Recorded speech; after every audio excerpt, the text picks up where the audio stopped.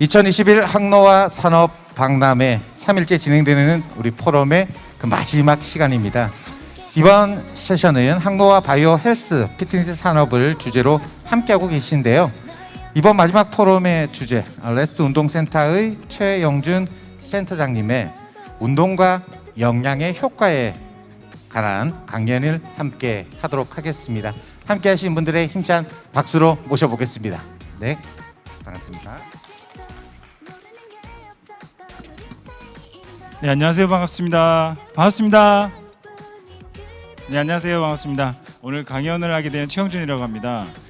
오늘 여러분들께서는 건강과 그리고 운동에 관련된 것들을 강연을 들어보실 텐데 정말 잘 오신 게 이런 강연들이 실제로 저희가 현장에서 많이 적용되는 그런 부분들이 있고 실생활에서도 많이 필요한 부분들이 있어서 오늘 강연을 이렇게 준비하게 됐습니다. 지금 강연을 들으시는 분들 중에서 특히 다이어트나 건강 그리고 건강 관리에 관심 있으신 분들은 정말 유익한 강연이 될 겁니다. 특히 다이어트를 한 번 정도 하셨다가 실패하신 분들은 더욱더 집중해서 들어주시면 좋을 것 같습니다. 자, 오늘 건강 관련 강의의 목차를 한번 소개해 드리도록 하겠습니다. 저희가 한 45분 정도, 그 정도의 시간을 가지고 시작할 텐데 운동과 영양과 운동 영양 효과 그리고 영양소를 어떤 것들을 섭취해야 되는지 그리고 영양 균형에 대한 것들까지 순서로 한번 준비를 해봤습니다. 자, 영양이란 무엇일까? 여러분, 영양이란 뭘까요? 영양은 몸속에 들어오는 생물들이 생활을 영위하기 위해서 만들어내는 그런 적당한 물질, 그런 것들이 영양이라고 크게 우리가 얘기할 수 있습니다. 자, 그렇다면 영양소는 뭘까요? 영양소. 좋은 건강을 위해서 필요한 음식 속에 들어있는 필수적인 물질입니다. 영양소를 섭취를 잘 해주셔야지 우리 몸은 건강하게 될 수 있다, 이렇게 생각하시면 되고요. 자, 그래서 우리가 인간으로서 영위해야 되는 것들 중에서 여러 가지가 있는데 적당한 물질을 섭취해야지 우리가 에너지를 얻을 수 있어요. 그래서 적당한 물질을 섭취하는 것 중에서 영양가가 높은 것, 그래서 영양소가 높은 음식들을 섭취하는 방법들, 어떤 것들이 있는지 한번 알아보도록 하겠습니다. 처음에 다량의 영양소, 미량의 영양소, 이렇게 조금 단어는 어려울 수 있지만 자세히 살펴보시면 흔히 우리가 알고 있는 3대 영양소가 바로 다량의 영양소입니다. 3대 영양소 뭐죠? 탄수화물, 단백질, 지방. 그렇죠, 정확하게 맞추셨어요. 탄수화물, 단백질, 지방 같은 이런 것들을 신체 조직을 합성한다.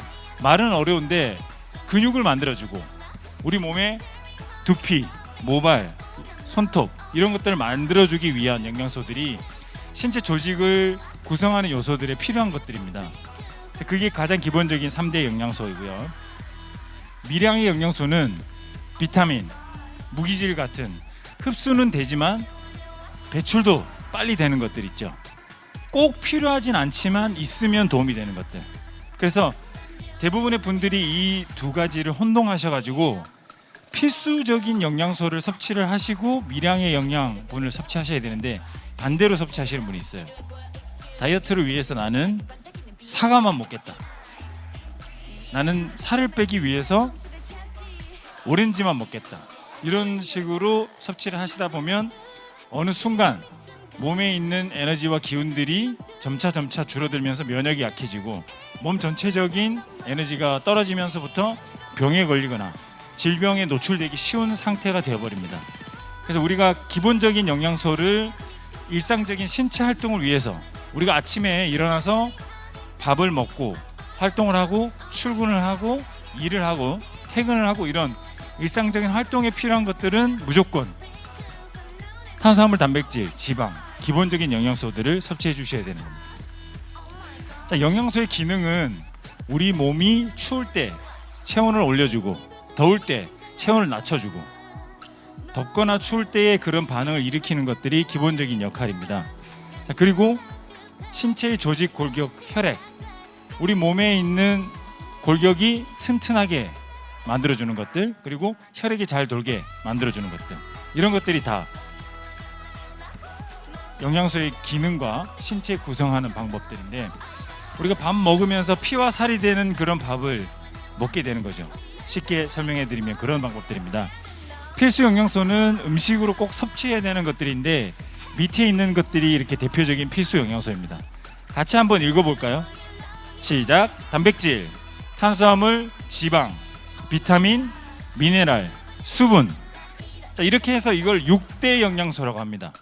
6대 영양소. 3대 영양소만 잘 드셔도 되지만 우리가 건강과 면역을 위해서 꼭 드셔야 되는 것들이 6대 영양소. 자, 이 6대 영양소는 불균형해지면 어느 하나 문제가 생기기 시작합니다. 대체적으로 현대인들이 가장 부족한 게 뭘까요? 현대인들이 가장 부족한 거, 단백질 과다 섭취입니다. 다른 것도 뭐 있을까요? 현대인들이 가장 부족한 것들. 네? 잘 안 들립니다. 탄수화물 중독입니다. 대부분의 한국 식단이 탄수화물 중독이에요. 비타민 부족하다는 거 맞습니다. 비타민도 맞는데 실제로 가장 부족한 거는 수분 부족입니다. 대부분의 다이어트에 실패하시는 분들이 수분 부족으로 인해서 수분 대신 뭘 섭취한다? 탄수화물을 섭취합니다. 수분이 부족하게 되면 몸에 있는 호르몬 신경이 몸속으로 수분을 보충해 달라고 신호를 보냅니다. 근데 그 신호가 배가 고파서 느끼는 허기와 비슷합니다. 그래서 대부분의 분들은 배가 고픈지 목이 마른지 판단하지 못하고 물을 먹어야 되는데 뭘 먹는다? 탄수화물을 먹게 됩니다. 그래서 이런 탄수화물이 몸에 들어오면 근육에 저장이 되고 나서 나머지 부분들이 지방으로 합성되면서 다시 지방이 축적되는 거죠. 자, 그래서 뭔가 좀 허기가 지고 눈앞이 갑자기 캄캄하거나 좀 빡빡하다 이런 느낌이 들고, 손끝을 보면 손끝이 좀 까칠까칠하고 발바닥에 각질이 자주 일어나고 입술이 자주 마르고, 뭔가 모르게 이런 증상들이 나타나기 시작하면 이미 수분 부족 증상이 나타나기 시작한 겁니다. 그래서 필수 영양소에서 음식으로 꼭 섭취해야 되는 물질 중에서 현대인들이 가장 부족한 거는 뭐라고요? 수분 섭취. 맞습니다.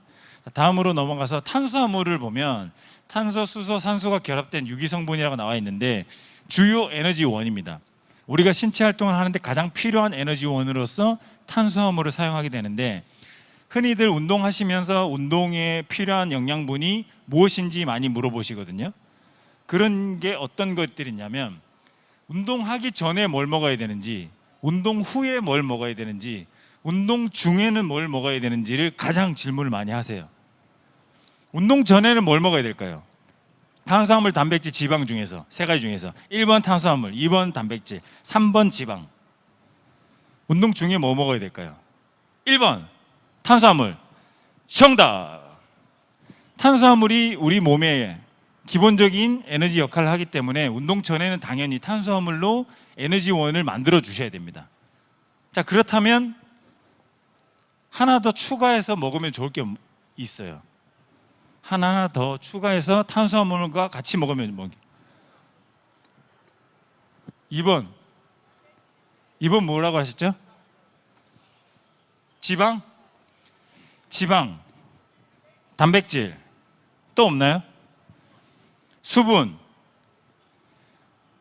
운동 전에는 탄수화물과 비타민을 드시면 가장 효과가 좋습니다.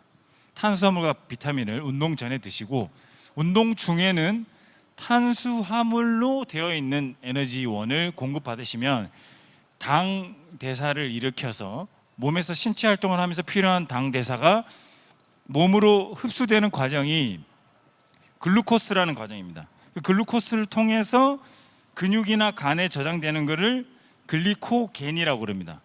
글리코겐이라는 에너지가 저장이 되면 그 저장된 에너지를 끌어다가 다시 에너지로 쓸 수 있는 연료가 되는 겁니다. 그래서 운동 전에 드셔야 되는 것들 중에 가장 먼저 탄수화물을 말씀드렸고, 두 번째는 탄수화물과 같이 드시면 시너지 효과가 나면서 몸을 준비할 수 있는 단계가 탄수화물과 비타민. 운동 중에는 가장 소화가 잘 되고 흡수가 잘 되는 탄수화물 종류를 운동 중에 조금씩 드시면 좋고. 자, 그러면 여러분들이 가장 궁금해하는 운동 후에 드셔야 되는 단백질, 탄수화물, 지방, 비타민, 수분 중에서 어떤 걸까요? 네? 수분, 단백질, 미네랄. 정답입니다. 다 정답인데 그 중에서 특히 어떤 걸 많이 드셔야 되냐면 운동의 목적에 따라 틀리긴 합니다. 남성분들 같은 경우에 근육 운동을 하셔서 내가 근육질 몸매를 만들고 싶다, 식스팩, 왕자를 만들고 싶다, 꿀벅지를 만들고 싶다 하시는 분들은 단백질과 탄수화물을 9대 1 또는 8대 2 비율로 드시면 가장 합성이 잘 되는 비율입니다. 그래서 우리 헬스 보충제 같은 것들 보시면 뒤에 보면 단백질 24g에 탄수화물 6g, 단백질 30g에 탄수화물 3g, 이런 형태로 구성 성분이 구성되어 있어요. 그 얘기는 뭐냐면 운동 후에 근육이 회복되기 위해서 에너지를 공급해주고 빠져있는 근육량을 채우기 위한 단백질을 섭취해 준다는 거예요. 그래서 운동 후에는 단백질, 탄수화물 같이 드시면 좋고, 운동 중에는 탄수화물, 운동 전에는 탄수화물과 비타민, 이런 형태로 같이 드시는 게 가장 이상적이고 가장 적당한 양을 섭취할 수 있는 기준이라고 생각하시면 됩니다. 비타민, 무기질, 물 이렇게 있는데 우리가 비타민들에 대한 인식은 굉장히 잘 되어 있습니다. 그래서 필요할 때 우리가 피곤하거나 지치거나 여러 가지 증상이 생겼을 때 어떤 얘기들 많이 하세요? 아, 내 몸에 비타민이 정말 필요해. 그래서 대부분 드시는 게 비타민 드링크 드시거나 아니면 비타민으로 된 알약, 아니면 비타민 주스, 아니면 비타민으로 섭취할 수 있는 제품들을 드시는데, 실제로 무기질과 물, 비타민 이렇게 있는 것들 중에서 우리가 항상 염려하는 것 중에 하나가 안티에이징이잖아요. 항노화. 저희 지금 하고 있는 항노화 산업박람회잖아요. 항노화에 필요한 게 바로 비타민입니다. 항산화 작용을 하는 건데, 이 항산화 작용은 내 몸의 환경이 어떻게 되어 있는지, 외부의 환경이 변하는 것에 따라서 움직이는 반응, 외부가 추워지거나 더워지거나에 따라서 몸이 움직이는 반응, 이런 것들을 전체적으로 산화되지 않게 예방하는 겁니다. 몸에서 나타나는 그런 무기질들과 물과 비타민이 부족하게 되면 쉽게 노출되어서 빨리 노화가 일어날 수 있어요. 그래서 비타민과 물을 충분히 섭취해 주셔야 되는 게 그런 이유 중에 하나입니다. 자, 그렇다면 물은 우리 인체의 50에서 60%를 차지하는데 항상성을 유지하고 체온을 조절하는 데 도움이 됩니다. 특히 추위를 많이 타거나 더위를 많이 타시는 분들은, 이 두 가지 중에 하나에 해당되시는 분들은 수분이 절대적으로 부족한 거죠. 수분 섭취를 늘리셔야 되는데 기준이 있습니다. 수분 섭취의 기준은 자기 체중을 대비해서 드시는 게 가장 좋고요. 제 체중이 만약에 100kg라고 가정을 합시다. 그러면 물을 어느 정도 드셔야 되냐면 최소한 하루에 한 2리터 정도, 체중 곱하기 2, 10 정도, 20 정도 한 양을 2000ml로 따지면 그렇고요. 그 정도는 드셔야지 최소한의 내 수분 섭취량이 적당하게 섭취를 할 수 있는 양입니다. 굉장히 많죠. 2리터. 하루에 여기 계신 분들 중에 생수나 끓인 물 뭐 상관없이 물만, 차 빼고, 차나 커피 빼고 물만 2리터 이상 드신다는 분 한번 손 한번 들어보세요. 한 분밖에 안 계세요. 여기 계신 분 20명 중에서 한 분밖에 안 되세요. 그러면 퍼센테이지로 5%밖에 안 되는 겁니다. 그만큼 수분 섭취가 부족한 현실입니다. 그래서 수분 섭취가 굉장히 중요하다는 것을 제가 말씀드렸고, 운동의 기능이나 몸의 기능이 좋아질수록 수분 섭취 요구량이 많아집니다. 예를 들어서 달리기를 하시거나 수영을 하시거나 운동을 하시는 분들은 더 많은 수분 섭취량이 필요합니다. 왜냐? 땀으로 손실되는 수분이 많고 체온이 항상 올라가 있기 때문에 체온이 올라가 있는 것들을 지금처럼 이렇게 체액의 항상성을 유지하기 위해서는 수분이 많이 필요한 거죠. 그래서 여러분들이 기본적으로 잘 아셔야 되는 방법 중에 수분 섭취에 대한 방법들을 제가 한번 설명해 드렸습니다. 자, 운동과 단백질입니다. 앞서 얘기했던 운동에 필요한 영양분, 운동 후에 먹어야 되는 것들, 운동 전에 먹어야 되는 것들, 운동 중에 먹어야 되는 것들을 설명해 드리면서 단백질은 언제 먹어야 되고 탄수화물은 언제 먹어야 되는데, 근력 운동은 1kg당 2.0에서 2.5g의 단백질 섭취를 권장한다고 나와 있죠. 예를 들면 우리가 가장 흔히 먹는 단백질 중에서 삶은 달걀이 있습니다. 삶은 달걀 하나에 6g의 단백질이 들어있어요. 제가 퀴즈를 하나 내겠습니다. 자, 그렇다면 100kg인 제가 삶은 달걀을 몇 개를 섭취해야 될까요? 삶은 달걀 하나에 6g. 17개 정답. 선물 드리겠습니다. 나중에.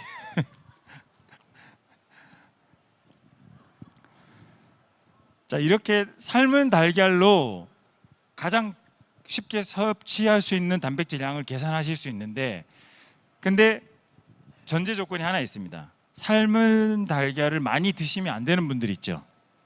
콜레스테롤 수치가 높은 분들, 고지혈증, 이런 분들은 삶은 달걀 안에 노른자를 많이 드시면 안 돼요.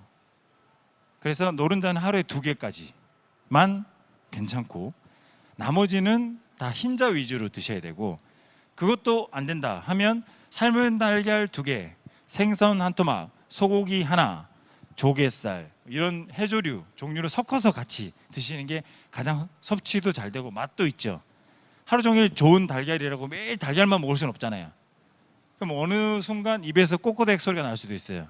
그래서 골고루 섭취하시는 식단을 여러 가지 가지고 있는 게 가장 좋고, 그 중에서 쉽게 섭취할 수 있는 음식들 준비를 해놓고, 또 조리를 해서 1시간 이상 조리해야 되는 음식들을 따로 준비를 해놓고, 그리고 내가 좋아하는 음식과 안 좋아하는 음식들이 있다면 그런 것들을 골고루 해서 해산물과 육류, 달걀, 뭐 여러 가지 종류들을 같이 구성하시면 더 좋은 식단이 될 겁니다. 자, 그 다음에는 운동하는 시간입니다. 우리가 1시간 운동하시는 분이 있고 10분 운동하시는 분이 있어요. 저도 시간이 없거나 시간을 이동하면서 많이 뺏기는 경우가 많은데요. 오늘 같은 경우에도 아침 일찍 일어나서 새벽부터 갔다가 왔다가 지금 차로 운전하고 왔다 갔다 한 거리만 해도 굉장히 많은 거리를 운전하면서 여기 창원 박람회까지 왔는데, 이럴 때는 운동할 시간이 따로 없기 때문에 어떻게 운동해야 될까요? 틈틈이 스쿼트라든지 런지라든지 버피라든지 앉았다 일어나기, 팔굽히 펴기 같은 이런 운동들을 짧고 빨리 할 수 있는 운동들을 해줘야 됩니다. 그렇다면 장거리 운동, 장시간 운동할 수 있는 시간이 있는 휴일이나 주말 같은 경우는 어떻게 해야 될까요? 아침 일찍 일어나서 집 주변에 산책한다든지, 아니면 저녁에 회사를 마치고 집에 와서 식사 후에 집 주변을 산책한다든지 공원을 간다든지, 이렇게 시간을 따로따로 시간을 내서 운동하게 되는데, 전체 연료에서 5에서 10% 정도의 연료를 사용하는데, 마지막에 제가 말씀드렸던 에너지가 다 소진되면 그때부터는 몸 안에 있는 에너지를 끌어다 씁니다. 그 끌어다 쓰는 에너지가 글리코겐이라는 근육과 간 속에 저장되어 있는 에너지입니다. 근데 예를 들어서 제가 전체 에너지의 99%까지 쓰고 1%만 남겨놨어요. 1%밖에 없는 상황이면 운동을 하게 되면 그 속도가 더 빨라집니다. 그런데 20%나 30% 정도의 에너지가 남아있는 상태에서 운동을 마무리하면 그 고갈되는 속도가 천천히 고갈된다는 거죠. 반대로 얘기하면 다이어트를 하기 위해서는 체중 100kg인 저는 10분이나 20분 유산소 운동해서는 지방을 연소시키기가 힘듭니다. 100분 정도는 유산소 운동을 해야지 글리코겐을 고갈시킬 수 있어요. 100kg이니까. 쉽게 예를 들면 그런 방법으로 자신의 체중에 맞는 시간을 설정하셔서 내 체중과 내가 어떤 목적으로 운동하느냐에 따라서 글리코겐을 소진할 건지 글리코겐을 합성해서 근육량을 만들 건지를 결정할 수 있습니다. 그 내용들을 설명하는 거고요. 근력 운동은 체중 1kg당 2에서 2.5g의 단백질 섭취를 한다는 것까지 말씀드렸습니다. 자, 격렬한 운동 같은 경우에는 숨이 차서 당장 옆에 있는 분들이랑 대화를 나누기 힘들 정도로 숨찬 운동을 얘기하는 겁니다. 그때는 빈혈 증세, 운동성 빈혈이라고 해서 운동하시다가 갑자기 어지럽거나 앉았다 일어나면 약간 휘청휘청 하시는 경우가 있어요. 그런 경우가 생기는데, 그런 경우들은 대부분의 분들이 초보자분들이나 처음 운동 시작하신 분들이 그런 경우가 많습니다. 그래서 그런 분들도 단백질 섭취가 필요한데, 자기 체중 1kg당 2g 정도 단백질을 섭취하는 가장 쉬운 기준이 달걀 하나를 제가 설명해서 예를 들었죠. 그렇게 하시면서 기준을 잡으시면 됩니다. 그리고 오랫동안 운동하거나 자전거를 타고 멀리 라이딩을 가거나 장시간 트레킹을 둘레길을 걷는다든지 이렇게 하실 때는 단백질 섭취가 많아지면 탄수화물의 당질의 섭취가 줄어들게 되기 때문에 이럴 때는 무조건 단백질 섭취량을 줄여야 됩니다. 자, 쉽게 얘기 들어서 오늘 2시간 정도 걸어야 돼요. 2시간 정도 둘레길을 걸어야 되는데 힘을 많이 쓰기 위해서 전날 소고기를 먹는다든지 걷기 직전에 힘이 날 수 있는 음식들을 먹는다고 육류 섭취를 많이 하게 되면 오히려 몸이 무거워진다는 얘기입니다. 그래서 장거리 운동을 하거나 길게 운동을 하실 때는 아주 편안하게 소화가 잘 되는 음식들, 특히 탄수화물 위주의 고탄수화물 식사를 하셔야지 몸은 가볍게 오랫동안 지속됩니다. 자, 이 예를 들어서 한번 말씀드리면, 우리 기러기 있죠. 기러기, 산을 넘고 강을 건너서 하루에 뭐 몇백 킬로씩 날아가는 기러기들이 육류를 먹고 날아갈까요? 아니면 콩이라든지 곡물이라든지 식물을 먹고 날아갈까요? 후자입니다. 그런 것처럼 몸을 가볍게 하고 오랫동안 몸을 사용하는 방법들은 에너지 섭취에 달려 있습니다.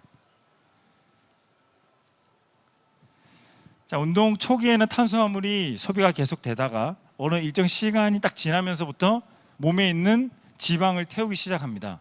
자, 그렇다면 다시 한번 퀴즈를 드리도록 하겠습니다. 자기 체중이 50kg이고요. 자기가 유산소 운동을 하기 시작한 지 몇 분부터 지방을 태우기 시작할까요? 손 들고 대답해 주시면 됩니다. 네, 선생님. 30분. 땡. 잘 안 들립니다. 정답. 선물 하나 드리겠습니다. 나중에 선물 하나 챙겨가시기 바랍니다. 체중이 50kg이라고 하면 최소한 한 50분 정도까지는 몸 속에 저장되어 있는 글리코겐이나 탄수화물 에너지를 태우기 시작하다가 그 이후부터 지방이 타신다고 생각하시면 아주 간단하게, 물론 사람들마다 근육량이랑 체중은 똑같지만 몸의 지방량이 다르긴 합니다만 대체적으로 저희는 그렇게 운동 처방을 해드리고 운동을 측정할 때도 그렇게 해드리기 때문에 그 정도 기준으로 생각하시면 됩니다. 60kg 정도 되는 몸이라고 하면 한 60분 정도부터가 지방이 연소되니까 30분 동안 운동하고 와 우리 지방 많이 탔으니까 열심히 삼겹살 먹고 밥 먹고 라면 끓여 먹고 이러면 다시 살이 찌는 거죠. 잘 아시겠죠? 네. 그런 원인이 있습니다. 자, 여기 보시는 기준은 성인 남자가 필요한 에너지 양인데 굉장히 복잡하죠.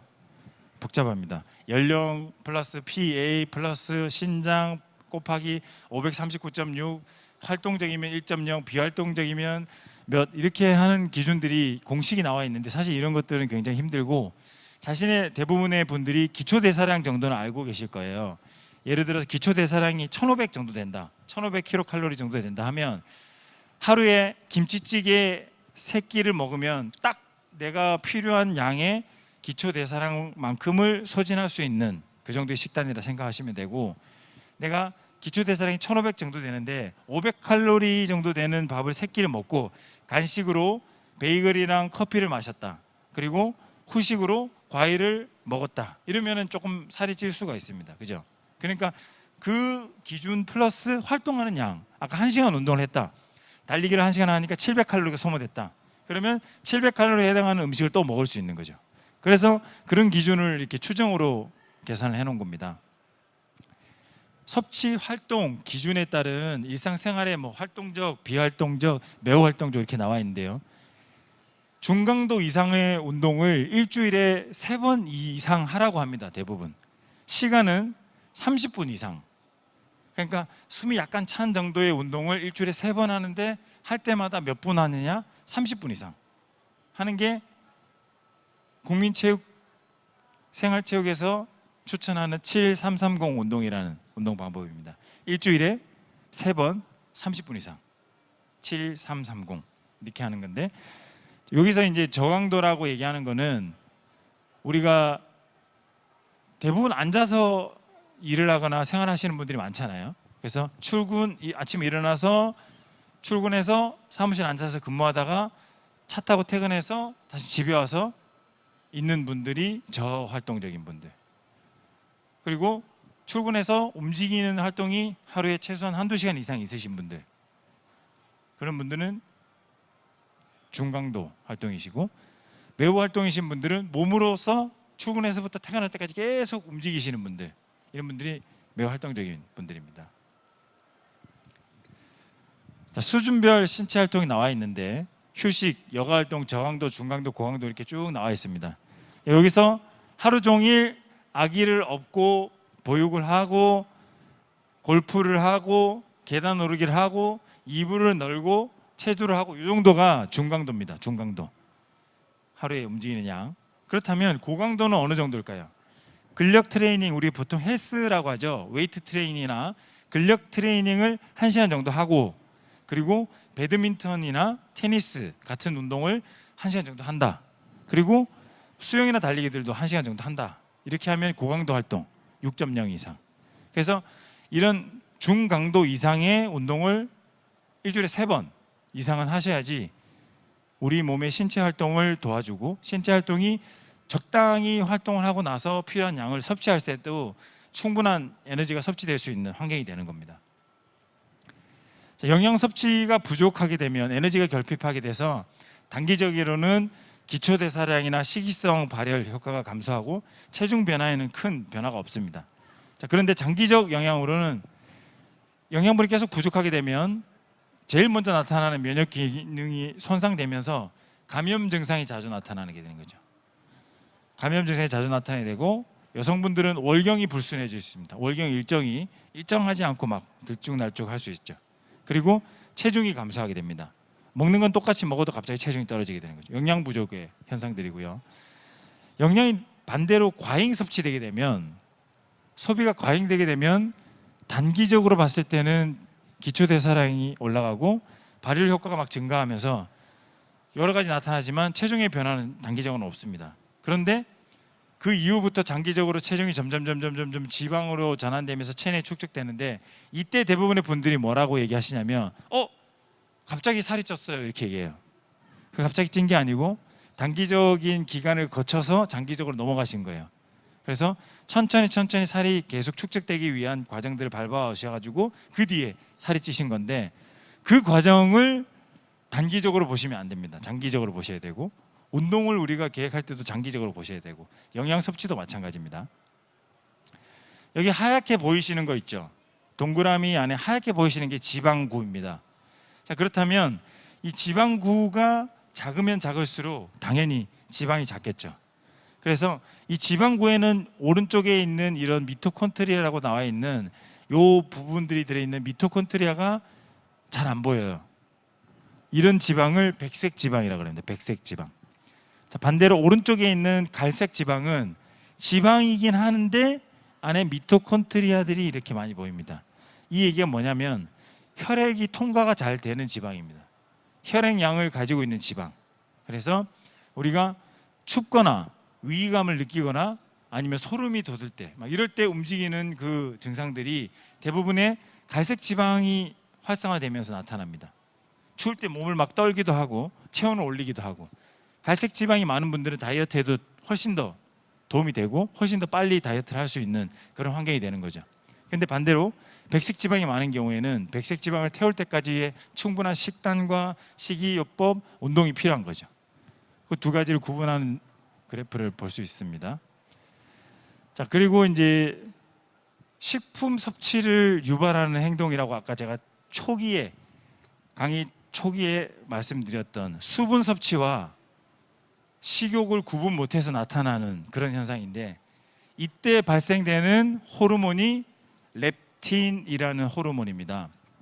렙틴이라는 호르몬은 우리가 음식물을 섭취하다가 포만감을 느끼면 더 이상 음식을 먹으면 안 되겠다라고 신호를 주기 시작합니다. 근데 이 렙틴이라는 호르몬을 이겨내고 식욕으로 넘어서면서 계속해서 섭취를 하게 되면 렙틴이라는 호르몬이 혼동을 일으켜서 호르몬이 나왔는데도 이게 식욕인지 수분 섭취인지를 모르고 계속 식욕을 불태우시는 분들이 계십니다. 그 반응이 계속해서 반복되게 될 경우에는 식품을 섭취하는 데 행동 조절이 안 되는 겁니다. 그래서 대부분의 이 식욕은 공복감이나 뭐 특별한 음식에 식품을 먹고자 하는 욕구가 나타나는 건데, 음식을 보거나 냄새를 맡을 때 특히 그런 식욕 호르몬이 증가하게 됩니다. 맛있는 음식을 보거나 냄새를 맡게 되면 갑자기 식욕이 막 침이 돌고 식욕이 나타나죠. 그때 그걸 조절해 줘야 되는데, 식품 조절에 지방세포에서 분비되는 렙틴 호르몬이 핵심 역할을 하고 있습니다. 그래서 렙틴은 지방세포에서 분비돼 가지고 포만감 신호를 시상 하부의 포만 중추에 딱 전달해 가지고 식욕을 그만 먹어 떨어뜨립니다. 근데 그만 먹어 하면서 떨어뜨려도 그걸 이어내는 분들은 계속해서 살이 찔 수밖에 없고, 그때 그만 먹어 했다가 젓가락을 딱 놓고 자리를 일어나서 식사를 멈추시는 분들은 그 식욕 호르몬이 점점 내 몸에 잘 맞아 떨어진다는 것을 알 수 있습니다. 그래서 여러분들이 식욕 조절을 잘 하시려고 하면 어쨌든 수분 섭취와 운동과 규칙적인 식사, 규칙적인 일상생활을 하시면서 이런 호르몬들의 반응을 잘 살피셔야 됩니다. 자, 여기 렙틴의 역할에 대해서 이렇게 그래프로 나와 있죠. 렙틴이 에너지 소비가 줄어들면서 점점 렙틴이 증가하거나, 에너지 섭취가 많아지면서 점점 렙틴이 감소하거나, 지방 조직이 작아지거나 지방 조직이 커지는 것도 이 렙틴이 역할을 어떻게 하느냐에 따라서 이런 반응들이 일어납니다.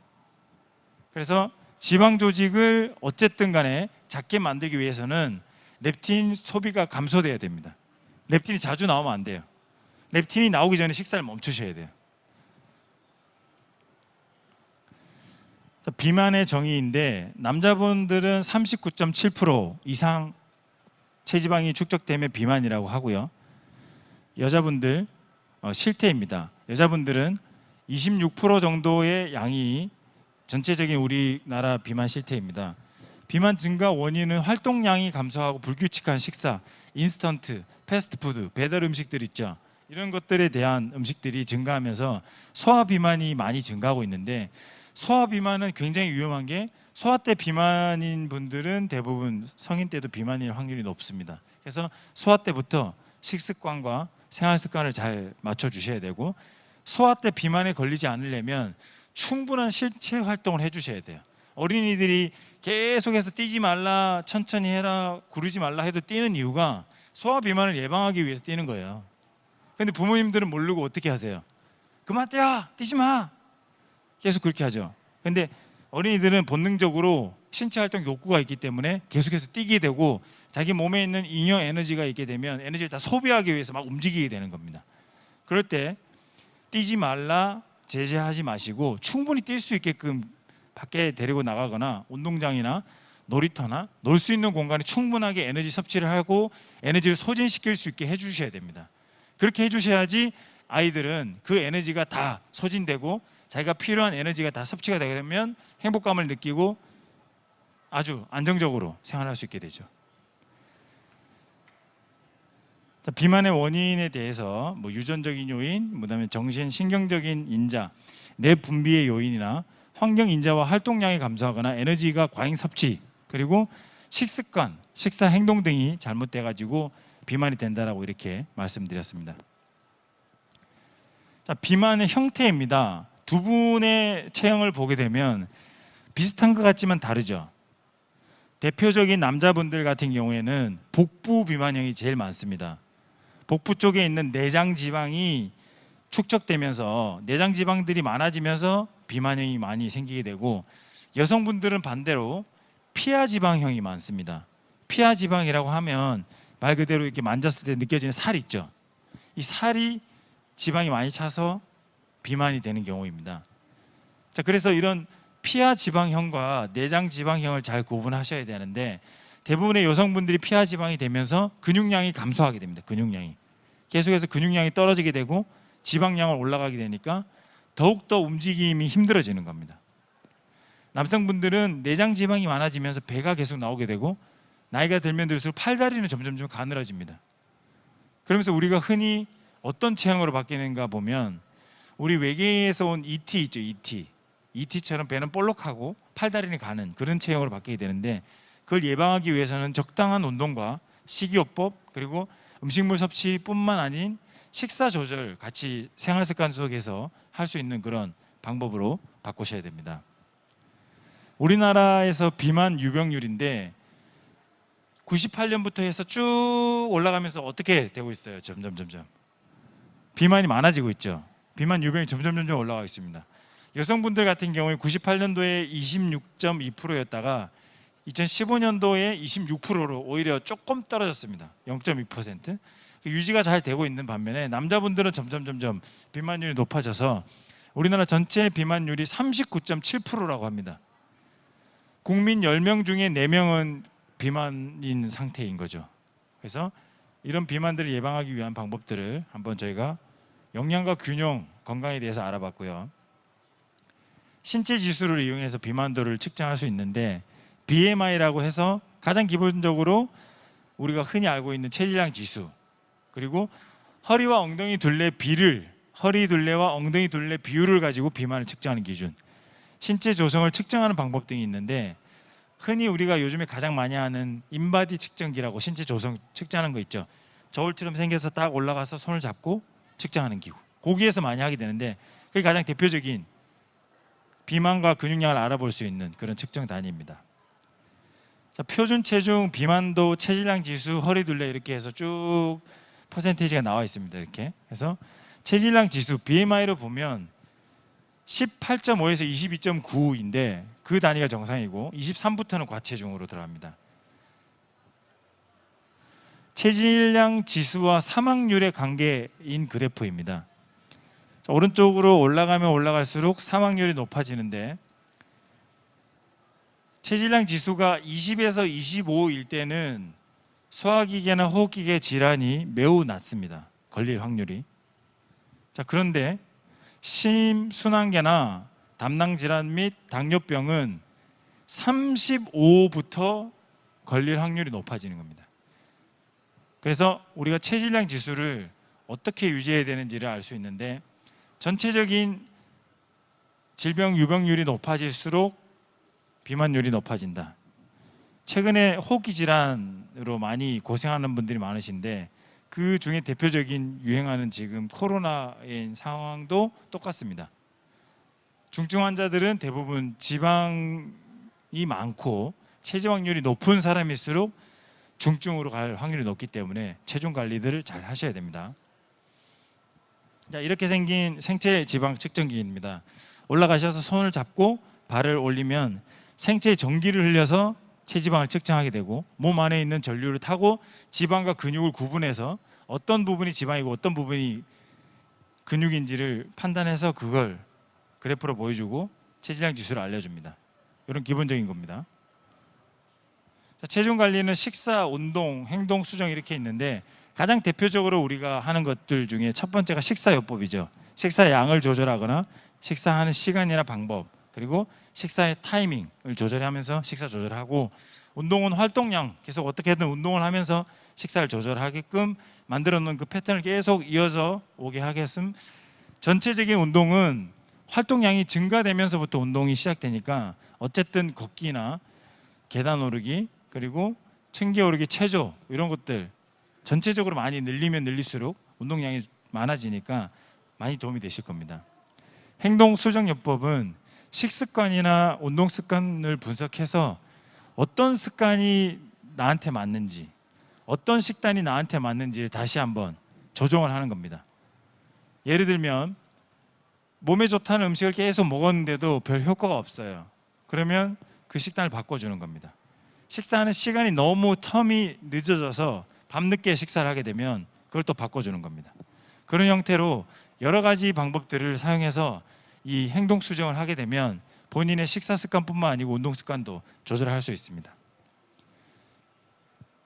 자, 일상생활 식품에서 에너지 함량이 높은 순서대로 위에서 있습니다. 높은 순서대로. 가장 위에 있는 식품들이 뭐가 있나요? 초콜릿, 감자칩, 버터구이, 호두, 땅콩 이런 것들이 에너지 칼로리가 높은 거 500칼로리 이상 되는 겁니다. 100g당 500칼로리입니다. 100g당.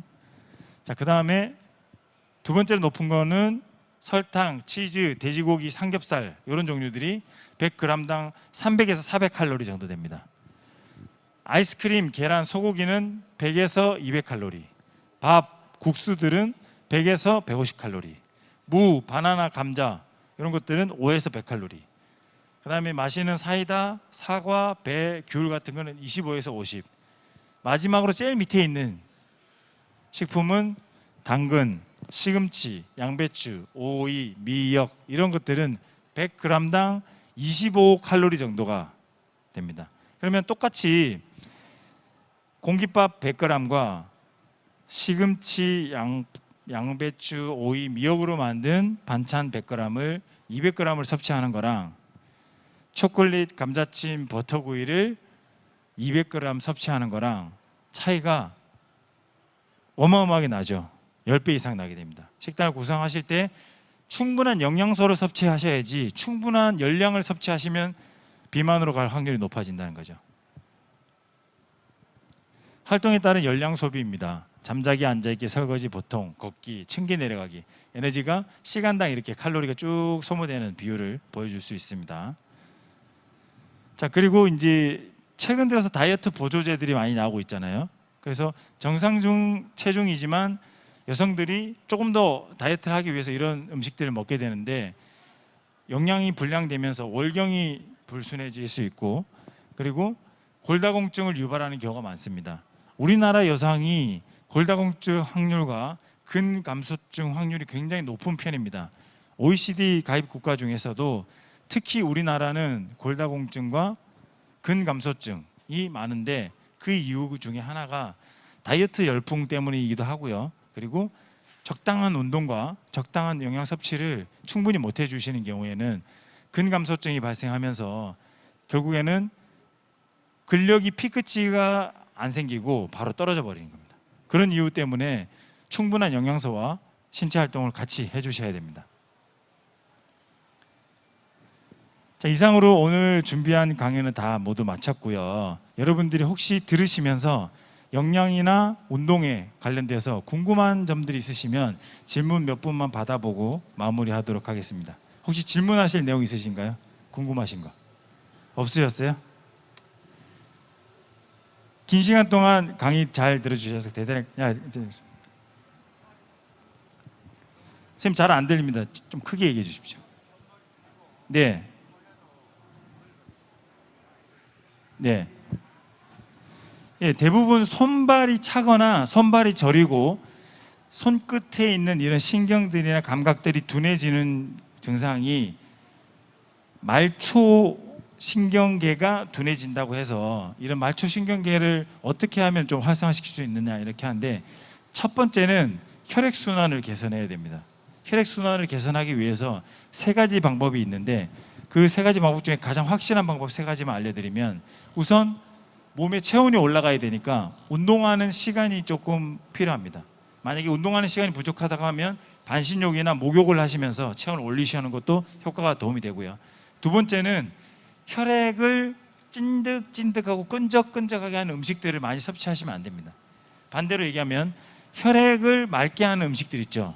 양파, 양배추, 마늘, 대파, 쪽파, 생강 이런 뿌리 식품들을 많이 드시면서 혈액을 개선할 수 있게 해주고 세 번째는 운동요법이 있는데 가장 우리가 쉽게 할 수 있는 운동요법 중에서 뒤꿈치 들기 있죠. 카프레이즈라는 이렇게 뒤꿈치 들어 올리는 거 요거 이렇게 드는 운동을 많이 하셔서 종아리 근육을 튼튼하게 해서 정맥순환이 잘 되게 도와주시면 혈액순환 개선에 도움이 됩니다.